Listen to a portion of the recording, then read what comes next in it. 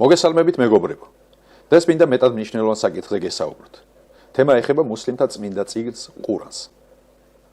არამუსლიმები ამბობენ, რომ ყურანი არ არის ღვთისგან მოვლენილი წიგნი და ის თავად შუამავალმა მუჰამმედმა დაწერა. დღეს მინდა ამ თემას შევეხო და განვიხილო საკითხი, რომ არის თუ არა შუამავალი მუჰამმედი ყურანის ავტორი, სალლალლაჰუ ალეიჰი ვასალამ. ამ ცდარი მოსაზრების განხილვისას აუცილებლად უნდა აღვნიშნოთ, რომ არც ერთი ღვთიური წერილი ყურანის გარდა არ აცხადებს, რომ ის არის ღვთის პირდაპირი სიტყვა. შეუძლებელია მუჰამმედი იყოს ყურანის ავტორი. ამის მრავალი მიზეზი არსებობს. დღეს ამის შესახებ მხოლოდ რამდენიმე შევეხები და რამდენიმეს განვიხილავ, რათა ძალიან არ გაგვიგრძელდეს საუბარი ვიდეოში. პირველი ეს არის ის, რომ ის არ იყო პოეტი. ყურანის გამოცხადების დროს არაბებმა აღიარეს, რომ ყურანის ენა იყო უნიკალური და მკვეთრად განსხვავებული იმ ენისგან, რაზეც მუჰამმედი და მისი მეგობრები საუბრობდნენ. უფრო მეტიც, საზოგადოებაში საყოველთაოდ ცნობილი იყო, რომ შუამავალმა მუჰამმედმა წერა-კითხვა არ იცოდა და ამას ყურანიც აღნიშნავს. წინააღმდეგ შემთხვევაში მისი თანამედროვეები აუცილებლად ამხელდნენ მას ამის დამალვაში, თუმცა მისი თანამედროვე ის ხალხი, ვისაც მისი მოძღვრების არ სწამდა, აღიარებდა, რომ მან წერა-კითხვა ნამდვილად არ იცოდა.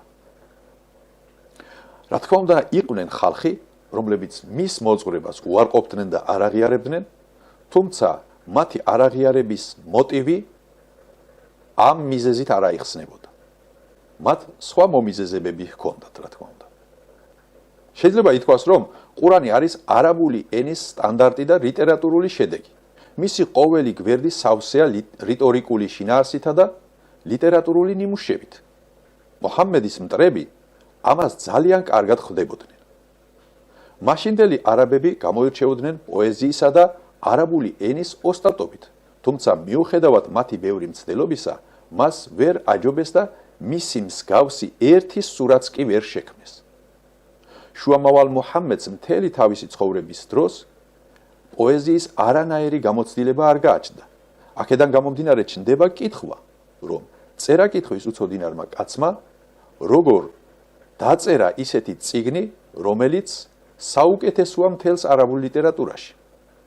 მეორე, შუამავალ მუჰამმედს ყურანის აიათების ჩამოვლინებამდე ნურის მთაზე ჰირას გამოქვაბულში განმარტოება უყვარდა.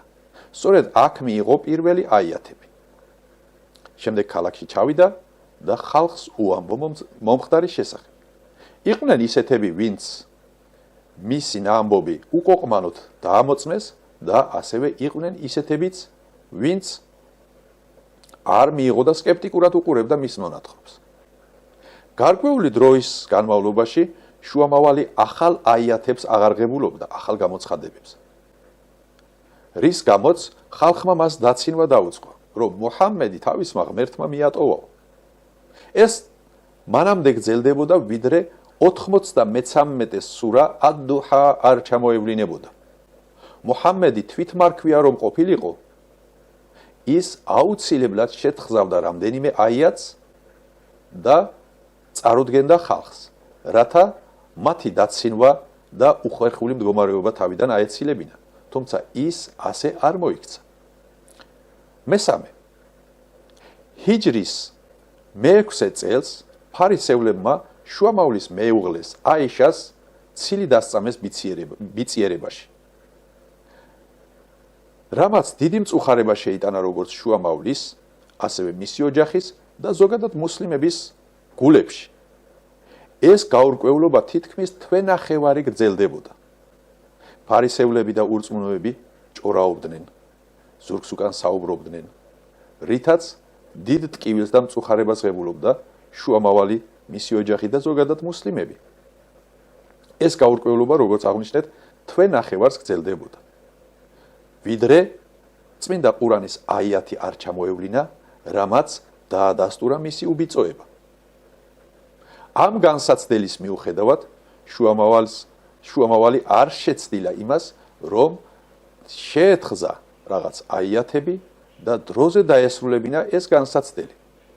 რადგანაც ის რომ თვითმარქვია ყოფილიყო, ამას აუცილებლად გააკეთებდა, მაგრამ ის ერთგული იყო ღვთიური გამოცხადების და ელოდებოდა ღვთის გამოცხადებას. მეოთხე, ყურანის შინაარსი მოწმობს, რომ მუჰამმედი არ იყო მისი ავტორი. ყურანის რამდენიმე აიათში შუამავალი მუჰამმედი სალლალლაჰუ ალეიჰი ვესელემ შენიშვნებს ღებულობს და ზოგჯერ ეს შენიშვნები საკმაოდ კაცრად არის ფორმულირებული. როგორ შეიძლება მატყუარა შუამავალმა დაადანაშაულოს საკუთარი თავი, როდესაც ამ ფაქტმა შესაძლებელია იგი მიმდევართა დაკარგვის საფრთხის წინაშე დააყენოს. მაგალითად, რამდენიმეს მოვიყვანო. ალლაჰის შუამავლის ბიძა აბუ ტალიბი იყო ერთ-ერთი იმათგანი, ვინც არ აღიარა შუამავლის მოძღვრება. ამის მიუხედავად ის სხვებისგან განსხვავებით იცავდა თავის ძმისშვილს და ყოველთვის მისი მხარდამჭერი იყო, როგორც ფიზიკურად, ასევე მატერიალურად. თუმცა არ აღიარებდა მის რჯულს. სიკვდილის წინ ალლაჰის შუამავალი ეახლა ბიძას და უთხრა: "ო ძვირფასო ბიძა, თქვი, არ არსებობს ღვთაება გარდა ალლაჰისა. ეს აღიარე, რათა იმ ქვეყნად ალლაჰის წინაშე შენი ქომაგობის საშუალება მქონდეს." რა თქმა უნდა, იქვე იყვნენ ყურეიშელი ლიდერებიც, რომლებიც აბუ ტალიბს ახსენებდნენ, რომ როგორ, თუ შენ აბდულ მუტალიბის, ანუ შენი წინაპრების რჯულს მიატოვებ და გადახვალ მუჰამმედის ახალ რჯულზეო? ბოლოს აბუ ტალიბმა თქვა: "არა, მე აბდულ მუტალიბის რჯულზე ვჩემიო" და სული განუტევა. შუამავალი ამ ამბავმა ძალიან დაამწუხრა. ერთის მხრივ ბიძამ არ მიიღო ისლამი და მეორეს მხრივ ის რომ თავისი ბიძა ამ ქვეყნიდან ისლამის მიუღებლად, ანუ არამუსლიმად წავიდა. ამ წუხარებიდან გამომდინარე შუამავალმა თქვა, რომ მე მანამდე შევივედრები ალლაჰ შენს პატიებას, ვიდრე ის არ ამიკრძალავს. სწორედ ამ ამბის შემდეგ ჩამოევლინა წმინდა ყურანში ახალი აიათები, რომლებიც გამაფრთხილებელი შინაარსისა იყო. მაგალითად, სურა თეუბეს 113 აიათში ვკითხულობთ, რომ არ მოუხდება მაცნესა და მორწმუნეებს, რომ წარმართთა პატიებისთვის ლოცულობდნენ, თუნდაც მათი ნათესავები იყვნენ. მას შემდეგ, რაც მათთვის გაცხადდა, რომ ისინი ნამდვილად ჯოჯოხეთის მკვიდრნი არიან. ეს ფაქტი ცხადყოფს, რომ შუამავალი ყურანის ავტორი რომ ყოფილიყო, არ განაცხადებდა ასეთ აიათებს. ერთხელ მედინაში ერთ-ერთმა მუსლიმმა ტუ'მე ბინ უეირიღმა ფარი მოიპარა. შემდეგ მიიტანა ეს ფარი და იუდეველის ეზოში გადამალა. გარკვეული მიზეზების გამო ეჭმიტანილი ტუ'მეც იყურა, თქმა უნდა. თუმცა ფარი რახან იუდეველის სახლში აღმოაჩინეს, დანაშაული იუდეველს ბრალდებოდა, თანაც ტუ'მე ალლაჰზე იფიცებოდა, რომ ქურდი თვითონ არ იყო. უზენაესმა ალლაჰმა ამ ამბის შემდეგ ჩამოავლინა აიათი, რადგანაც არსებული გარემოება შუამავალსაც არ წმუნებდა იმაში, რომ იუდეველი იყო ქურდი. თუმცა უზენაესი ალლაჰის მიერ გამოგზავნილი აიათებით სიტუაცია სრულიად შეიცვალა. ალლაჰი სურა ნისას 105-დან 113 აიათებამდე ბრძანებს, რომელსაც მე მხოლოდ შემოკლებით ჩვენს თემასთან დაკავშირებულ ადგილებს წავიკითხავ, სურველს შეუძლია უფრო ვრცლად ყურანიდან წაიკითხოს. უეჭველად ჩვენ ეს წიგნი ჩამოგივლინეთ ჭეშმარიტებითურთ, რათა ადამიანთა შორის განსაჯო იმით, რაც ალლაჰმა გიჩვენა. და ნუ იქნები მოღალატეთა ქომაგი, ანუ ნუ იქნები ტუ'მეს მხარდამჭერი, რომელიც მუსლიმია, რომელიც ფორმალურად ან ღიად აცხადებს, რომ მე მუსლიმი ვარო, თუმცა გულში რა უდევს, ეს მხოლოდ ალლაჰმა იცის. ასეთი კაცის მომხრე ნუ იქნები და ნუ დარწმუნდები მის უდანაშაულობაში. ალლაჰის მადლი და წყალობა რომ არა შენდამი, მათ ერთ ჯგუფს შენი შეცდენა ნამდვილად ეწადა. მაგრამ სხვას ვერავის შეაცდენენ გარდა საკუთარი სულისა და ვერც ვერაფერს გავნებენ. ალლაჰმა შენ წიგნი და სიგრძნე ჩამოგივლინა და გასწავლა ის, რაც არ იცოდი და მადლი ალლაჰისა უდიდესია შენდამი. მიუხედავად იმისა, რომ ებრაელი უარყოფდა შუამავალ მუჰამედის მოძღვრებას, აიათები შუამავალს ავალებდა, რომ არ ყოფილიყო მატყუარა თანამორწმუნეს მომხრე და ებრაელის სიმართლე დაეცვა. მუჰამედი ყურანის ავტორი რომ ყოფილიყო, ის მსგავს აიათებს არ გამოაცხადებდა და თანამორწმუნეს დაუჭერდა მხარს. კიდევ ერთი დასტური, რომ ის არ იყო ყურანის ავტორი. კიდევ ერთი მაგალითი შუამავლის ცხოვრებიდან. შუამავალი ერთხელ გულმოდგინედ იყო დაკავებული ერთ-ერთი წარმართი ლიდერის ისლამზე მოპატიჟებაში. როცა მასთან ისლამის შესასწავლად მივიდა ბრმა და მოხუცი მუსლიმი, რომელიც მას რაღაც კითხვებით მიმართავდა.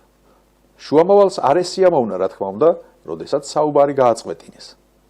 რადგანაც მისი მიზანი იმ მომენტისთვის იმ გავლენიანი ლიდერის გულის ისლამზე მოლბობა იყო. რათა მაშინ იყო ასეთი გავრცელებული პრაქტიკა, თუ კი გვარის ლიდერი ისლამს მიიღებდა, შემდგომ მთელი მისი გვარიც ისლამში შემოდიოდა ხოლმე.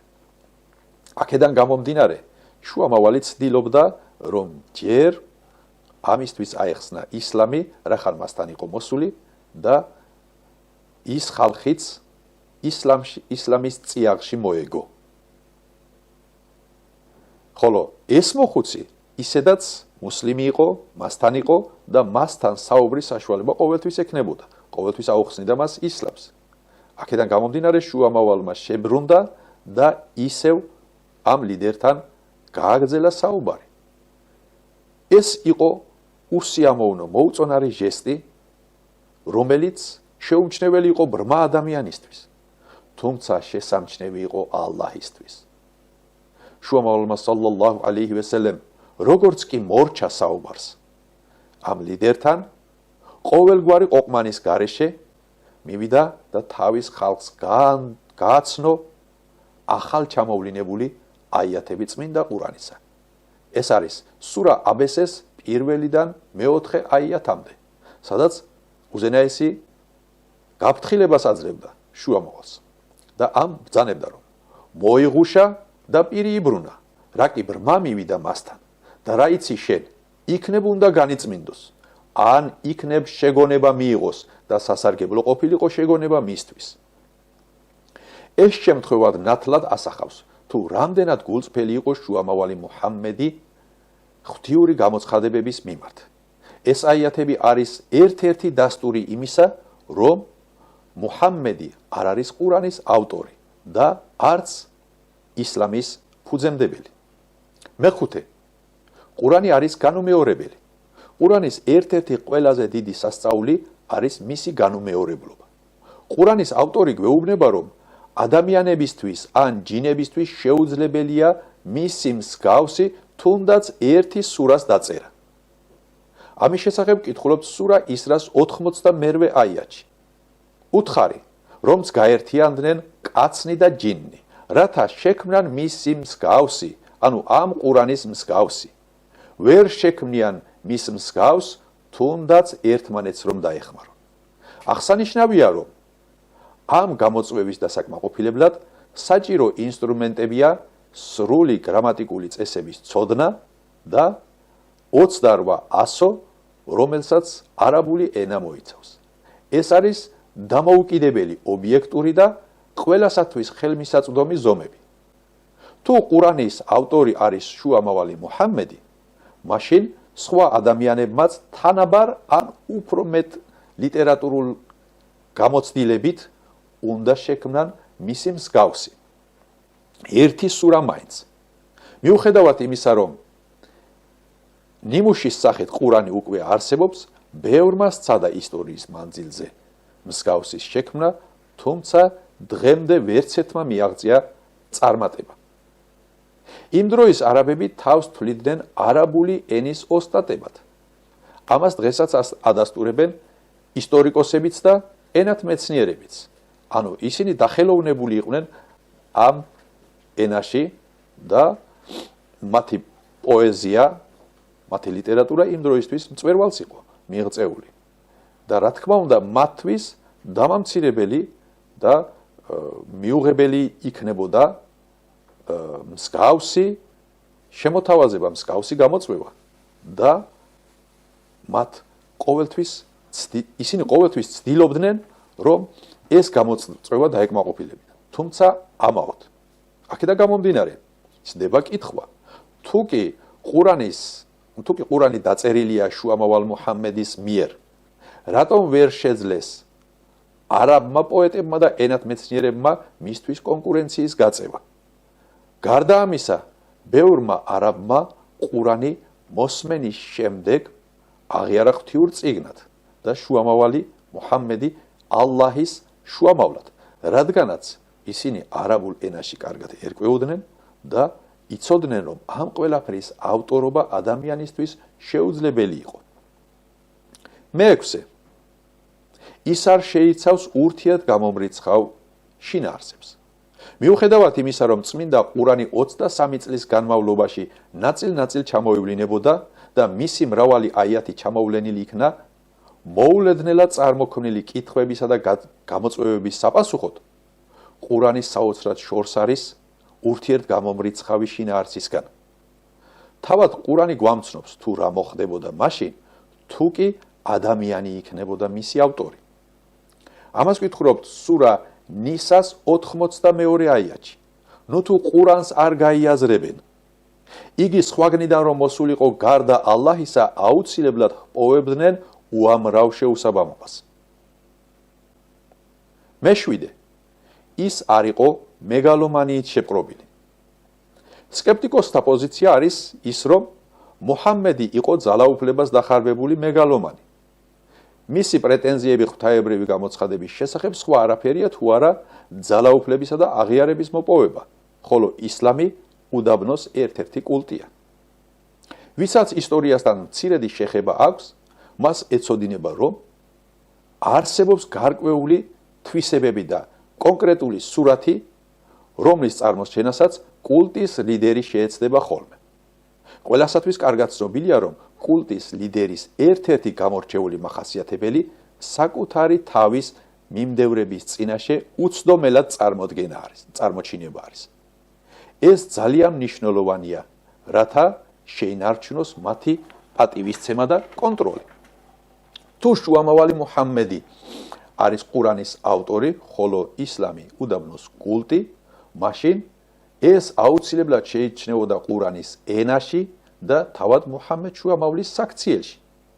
ისტორიული ცნობები მოგვითხრობენ, რომ როდესაც მექეს ლიდერებმა შეიტყვეს მუჰამმედის ახალი მოძღვრების შესახებ, მათ იფიქრეს, რომ მას ძალაუფლება და რაღაც მსგავსი აინტერესებდა. ამიტომ მასთან მივიდნენ შემდეგი შეთავაზებით, რომ თუ კი ლიდერობა გინდა, მაშინ ჩვენს ლიდერად აგერჩევთ.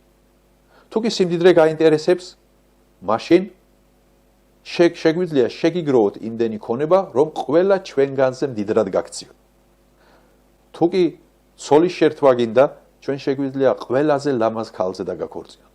ოღონდ მოეშვი მამაპაპისეული რჯულის გმობას და ახალი რელიგიის ქადაგებას. თუმცა შუამავლის პასუხი იყო შემდეგი, რომ ცალ ხელში მზე და მეორეში მთვარე რომ მომცეთ, მე ამ რწმენის ქადაგებაზე არასდროს ვიტყვი უარსო. წლების შემდეგ, როდესაც მუსლიმთა რიცხვმა იმატა, მაშინდელმა საზოგადოებამ შუამავალი თავიანთ სულიერ და პოლიტიკურ ლიდერად აღიარეს. მას შეეძლო მეფესავეთ ეცხოვრა, თუმცა ის უკიდურეს სიღარიბეში ცხოვრობდა. უქოლნობის გამო ხშირად იძულებული შეიქმნებოდა, რომ ემარხა. და როდესაც გარდაიცვალა, მისი ფარი იუდეველ მეზობელთან იყო დაგირავებული 1 ფუთი ქერის სანაცვლოდ. მოგეხსენებათ, გაჭირვების გამო მაშინ ქერის პურს მიირთმევდნენ, რადგანაც ხორბლის პური ძნელად საშოვი იყო და ყველას არ ქონდა ამის ფუფუნება. მერვე, წმინდა ყურანში სხვა შუამავლები უფრო მეტჯერ არიან მოხსენებულნი, ვიდრე შუამავალი მუჰამმედი, სალლალლაჰუ ალეიჰი ვესელემ. კიდევ ერთხელ დაუბრუნდეთ კულტისა და მეგალომანების თემას. მათ შორის საერთო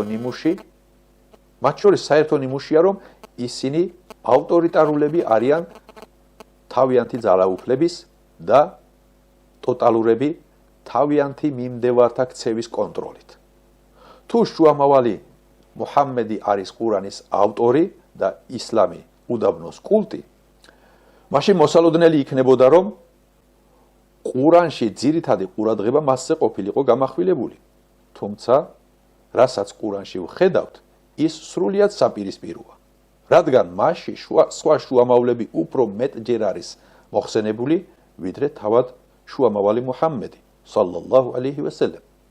რატომ ახსენებს ახალბედა კულტის ლიდერი სხვა შუამავლებს საკუთარ თავზე უფრო მეტჯერ, აქებს მათ და ადასტურებს მათ გამორჩეულ სტატუსს. რა თქმა უნდა, ეს არის პასუხგაუცემელი კითხვა არამუსლიმებისგან, რადგანაც თუ კი მას ძალაუფლება აღიარება აინტერესებდა, მაშინ მის თავზე უფრო მეტ ყურადღებას გაამახვილებდა ყურანში და ამას მოგვითხრობდა, თუმცა ყურანში განსხვავებულია.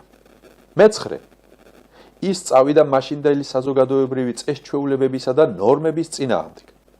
შუამავალ მუჰამმედის დროინდელი ტომობრივი საზოგადოება ნაკლებად ზრუნავდა სუსტებზე, ან საერთოდ არ აფასებდა მათ, განსაკუთრებით ქალებს. ყურანში მოყვანილმა დოქტრინამ მკვეთრად გააუმჯობესა ქალის სტატუსი მე-7 საუკუნის არაბეთში. მაგალითად, იქ ჩვეულებად იყო არასასურველი მდედრობითი სქესის ჩვილთა ცოცხლად დამარხვა, რომელიც ისლამმა აკრძალა. ისლამამდელ პერიოდში ქალებს როგორც მონებს ისე ექცეოდნენ. მათი აზრი არავის აინტერესებდა, არ გააჩნდათ პირადი ქონების განკარგვის ან მემკვიდრეობის მიღების უფლება. მიუხედავად იმისა, რომ შუამავალი მუჰამმედი, სალლალლაჰუ ალეიჰი ვესელემ, იყო მამაკაცი, ფაქტიურად სრულად დაუპირისპირდა მაშინდელ საზოგადოებრივ წყობას, სადაც მამაკაცები ძალაუფლების წვერვალში იმყოფებოდნენ. მეათე, პროგნოზი მომავლის შესახებ. ისტორია ყოველთვის კეთილად არ ეპყრობა წმინდა წერილებს. ამ პრობლემის წინაშე დგას თითქმის ყველა ღვთიური წერილი. ყურანის ჩამოვლინებამდე, ანუ ყურანის მოსვლამდე, არსებული ყველა წერილი, წმინდა წერილი, ან დაიკარგა, ან გაყალბდა. სწორედ ამ მოცემულობაში, ამ რეალობაში, ყურანის ავტორი გაბედულ წინასწარმეტყველებას აცხადებს და ამბობს, რომ ის არ შეიცვლება ქვეყნიერების დასასრულამდე, იქნება იგი შენარჩუნებული უცვლელად. ამის შესახებ კითხულობს სურა ჰიჯრის 9 აიათში. ჭეშმარიტად ჩვენ ჩამოვავლინეთ ყურანი და ჭეშმარიტად ჩვენვე დავიცავთ მას. ერთ-ერთი საშუალება, რომლითაც ყურანი სრულყოფილად არის დაცული, ეს თავად ყურანის ენა არის. უზენაესი ალლაჰი სურა ყამერის მე-17 აიათში ბრძანებს, ფიცავ ჩვენ გავაიოლეთ ყურანი შეგონებისთვის. დღეს სულ მცირე 10 მილიონმა მუსლიმმა წმინდა ყურანი ზეპირად იცის არაბულ ენაზე და მათი უმრავლესობა არაბულად არ საუბრობს. წმინდა წერილების ყველა ნუსხა რომ დაიკარგოს, განადგურდეს, ყურანის გარდა ვერც ერთის აღდგენა ვერ მოხდება უნაკლოდ. ყურანი თავისი მასობრივი დაზეპირების წყალობით შესაძლებელია თავიდან დაიწეროს, რადგანაც თუ კი ქაღალდზე არსებული ნუსხები განადგურდება და დაიკარგება, მილიონობით ადამიანმა ის იცის ზეპირად თავისი სასვენი ნიშნებით ურთ და მათი უმრავლესობა არ საუბრობს არაბულ ენაზე. ანუ ეს ადასტურებს აიათში მოცემულ ბრძანებას, რომელიც ცოტა ხნის წინ წავიკითხეთ, რომ ალლაჰი ბრძანებს ჩვენ ეს გავაიოლეთ ადამიანებისთვის და ეს ადვილე გამოიხატება იმაში, რომ თუნდაც ხალხმა არ იცოდნენ არაბული, მათთვის მისი დაზეპირება არის ძალიან ადვილი. თუ შუამავალი მუჰამმედი იყო ყურანის ავტორი, მაშინ მას არ შეეძლო იმის წინასწარმეტყველება, რომ ყურანი სრულყოფილად იქნებოდა დაცული და დღეს არსებული ყურანის ყველა ეგზემპლარი არის ერთი და იგივე 100%-ით და არანაირი ცვლილება არ არსებობს მასში, რომელიც 14 საუკუნის წინ ალლაჰმა ბრძანა ყურანში და იგივენაირად აგვაქვს დღეს და ასე იქნება ქვეყნიერების დასასრულამდე. მე-11 წარსულის ზუსტი ცოდნა. ძნელი არ არის იმის დამტკიცება, რომ მუჰამმედს არ გააჩნდა იმის ცოდნა, რაც ყურანშია ასახული. როგორიცაა ისტორიული მოვლენების ზუსტი ცოდნა, წმინდა შუამავლები და ბუნებრივი მოვლენები. ყურანში აღნიშნულია რამდენიმე ადგილი, რაზეც არც მუჰამმედმა და არც მისმა ხალხმა იცოდა ამის შესახებ. უზენაესი ალლაჰი ბრძანებს. აი ყოველივე ეს იმ უხილავ ამბავთაგანია, რომელსაც შენ ზეშთა გაგონებთ. არც შენ და არც შენმა ხალხმა არ იცოდით აქამდე. მაშ იყავი მომთმენი, უეჭველად კეთილი აღსასრული ღვთის მოშიშებისთვის არის. მე-12 სრულრწმენებისა და მითების უარყოფა. არაბულ საზოგადოებას ჰქონდა მრავალი უსაფუძვლო სრულრწმენა. ეს ბუნებრივია იმის გათვალისწინებით, რომ მათ არ გააჩნდათ ტექნოლოგია, რათა შეესწავლათ გარშემომყოფები და ქონოდათ ცოდნის მაღალი მაჩვენებელი. ისტორიკოსები ვარაუდობენ, რომ ჰიჯაზის ცენტრში წერა-კითხვის მცოდნეთა რიცხვი დაახლოებით 17-მდე იყო. სწორედ ამ უმეცრების ფონზე ჩამოევლინა ყურანი, რომელიც სრულიად უარყოფდა სრულრწმენებს. მაგალითად, არაბებს ციური სხეულების მიმართ ღვთიური წარმოდგენები ჰქონდათ, ანუ ისინი ღმერთებად მიაჩნდათ, სათაყვანებლებად მიაჩნდათ და თაყვანს სცემდნენ. ყურანის განმარტებები ციური სხეულების შესახებ გმობს სრულრწმენებს და ზედმიწევნით შეესაბამება იმ მეცნიერულ აღმოჩენებს, რომლებიც მოგვიანებით გააკეთეს. მაგალითად, წმინდა ყურანში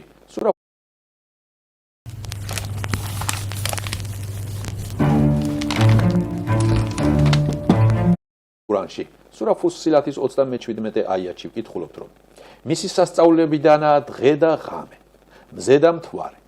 არ აღავლინოთ სეჯდე არც მზისთვის და არც მთვარისთვის. სეჯდე აღასრულეთ ალლაჰისთვის, რომელმაც გააჩინა ისინი, თუ კი მხოლოდ მას სცემთ თაყვანს. ასევე სურა ისრას მე-40 აიათი. ვერც მზე დაეწევა მთვარეს და ვერც ღამე გაასწრებს დღეს, ყველა თავის ორბიტაზე დასცურავს. ასევე წავიკითხოთ სურა ნუჰის მე-15-მე-16 აიათი. განა ვერ ხედავთ, როგორ გააჩინა ალლაჰმა 7 ზეცა სართულებად და დაადგინა მთვარე მათ შორის სინათლედ და მზე ლამპრად. შუამავალ მუჰამმედის დროს მისმა თანამედროვეებმა ჩაწერეს შემდეგი შემთხვევა, რომ იმ დროს, როდესაც მისი ვაჟი იბრაჰიმი გარდაიცვალა, მზის დაბნელება მოხდა. ხალხმა ეს ორი მოვლენა ერთმანეთს დააკავშირა, თუმცა შუამავალმა მაშინვე დაგმო ეს სრულრწმენა და თქვა, რომ უეჭველად მზე და მთვარე ვინმეს სიკვდილისთვის ან სიცოცხლისთვის არ დაბნელდება. არ არსებობს არანაირი მიზეზი, რის გამოც შუამავალი მუჰამმედი ეწინააღმდეგებოდა თავისი ხალხის სრულრწმენებს, განსაკუთრებით მაშინ, როდესაც ის წარმოშობით ტომობრივი კულტურიდან იყო, რომელსაც ბრმად სწამდათ თავიანთი წინაპრების ტრადიციები. მე-13 ყურანი დიდ პატივს მიაგებს იესოს დედას, მარიამს. ისე რომ ყურანის ერთ-ერთი სურა მარიამის სახელით მოიხსენება, მაშინ, როდესაც ქრისტიანთა წმინდა წერილის არც ერთ თავს არ აქვს მარიამის სახელი. წმინდა ყურანში ვკითხულობთ: „ეი მარიამ, უეჭველად აგარჩია შენ ალლაჰმა, განგწმინდა და სამყაროთა ქალებს შორის გამოგარჩია“. ისმება კითხვა: რატომ ანიჭებს შუამავალი მუჰამმედი ასეთ მაღალ სტატუსს დედამისის, თავისი ქალიშვილის ან მეუღლეს გარდა სხვა მისთვის უცნობს, უცხოს და შორებელ ქალს. რა თქმა უნდა, ყურანის ავტორი თვითონ რომ ყოფილიყო, ის აუცილებლად უპირატესობას საკუთარ ნათესავს მიანიჭებდა. სკეპტიკოსებმა შეიძლება ამ პუნქტებს თავისებური ახსნა მოუძებნონ, თუმცა ერთობლივად აღებული ეს არგუმენტები იძლევა ძლიერ და დამაჯერებელ მტკიცებულებებს, რომ ყურანი არ შეიძლება ყოფილიყო შუამავალ მუჰამმედის მიერ დაწერილი. აქედან გამომდინარე, ჩდება კითხვა, მაშ ვინ არის ყურანის ავტორი? ამ კითხვაზე პასუხი ისევ ყურანია. არ შემცდარა თქვენი მეგობარი და არც ზღვარს გადასულა. არც საკუთარი გემოვნებით არ საუბრობს, არამედ ის არის გამოცხადება, რომელიც მასთან ჩამოევლინება. ასწავლა იგი ძლევა მოსილმა. სურა ნეჯმი, აიათი 2-დან 5.